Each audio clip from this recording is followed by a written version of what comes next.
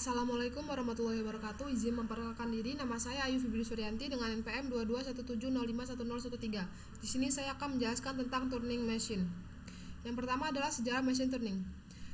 Sejarahnya diusulkan pada tahun 1936 oleh Alan Turing, seorang matematikawan Inggris sebagai model matematis sederhana sebuah komputer. Meskipun sederhana, mesin Turing memiliki kemampuan untuk menggambarkan perilaku komputer-komputer general purpose. Mesin Turing dapat digunakan untuk menghitung kelas fungsi bilangan bulat yang dikenal sebagai fungsi rekursif sebagian atau partial recursive function. Sama seperti finish state automata dan push down automata yang dapat mengenali bahasa formal, maka mesin Turing juga dapat berperan sebagai mesin pengenal bahasa formal. Bahasa yang dikenali oleh mesin Turing adalah bahasa tanpa pembatasan atau non-restricted language, yang disebut juga dengan himpunan tereliminasi recursively enumerable set. Model mesin Turing.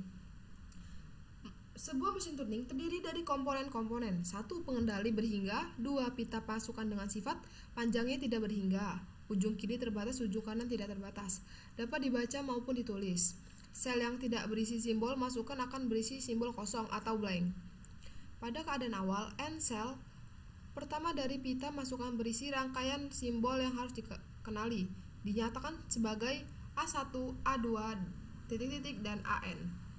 Sel di sebelah kanan rangkaian simbol B berisi B. Jadi ini adalah contoh dari model dari mesin Turing. A1, A2, 00, ini AN, B itu artinya blank. Perbedaan antara mesin Turing dengan mesin FSA dan PDA. Kalau FSA atau PDA itu pitanya masukannya hanya dapat dibaca, lalu headnya hanya dapat digerakkan ke kanan, dan yang ketiga pita masukan hanya berisi string masukan. Lalu kalau misalnya mesin Turing itu pita masukan dapat dibaca dan ditulis. Yang kedua, head dapat digerakkan ke kiri maupun ke kanan. Yang ketiga, pita masukan juga berfungsi sebagai tempat penyimpanan yang pada pengaksesannya tidak dibatasi. Cara kerja mesin Turing. Cara kerja mesin Turing untuk mengendalikan bahasa L dinyatakan dengan algoritma berikut. Yang pertama, ganti simbol 0 paling kiri dengan simbol X. Yang kedua, gerakkan head ke kanan hingga menjumpai simbol 1. Yang ketiga, ganti simbol 1 paling kiri dengan simbol Y. Yang keempat, gerakkan head ke kiri hingga dijumpai simbol X. Yang kelima, geser head ke kanan. Dalam kurung akan diperoleh oleh 0 paling kiri. 6 kembali ke langkah 1. Jika pada saat bergerak ke kanan untuk mencari 1, mesin Turing M menjumpai simbol B, maka berarti banyaknya 0 lebih dari banyaknya 1. Kesimpulannya, string masukan tidak dikenali. Jika pada saat bergerak ke kiri M tidak menjumpai 0, maka M memeriksa apakah masih ada 1. Bila habis, maka string diterima atau dikenali. Jika sebuah string diterima atau dikenali, maka mesin Turing M berhenti.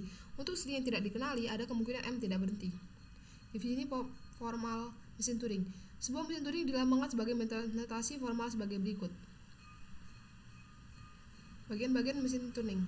1. Sebuah tab yang dibagi menjadi beberapa sel. Setiap sel mengundang sebuah simbol dari beberapa alfabet. Alfabet tersebut mengandung sebuah simbol kosong spesial dan 1 atau 2 lebih simbol lainnya. Yang kedua ada head, berfungsi untuk operasi baca dan operasi tulis pada tab yang memindahkan tab satu sel ke kiri atau ke kanan. Yang ketiga, state register, digunakan untuk menyimpan kondisi dari mesin Turing. Di antaranya adalah kondisi awal di mana state register diinisialisasikan. Yang keempat, digunakan sebagai dasar instruksi mesin Turing. Tabel ini memberikan instruksi pada mesin Turing, di antaranya menghapus atau menulis sebuah simbol dan memindahkan head. Terima kasih. Sekian dari saya, mohon maaf apabila salah kata. Saya akhiri. Wassalamualaikum warahmatullahi wabarakatuh.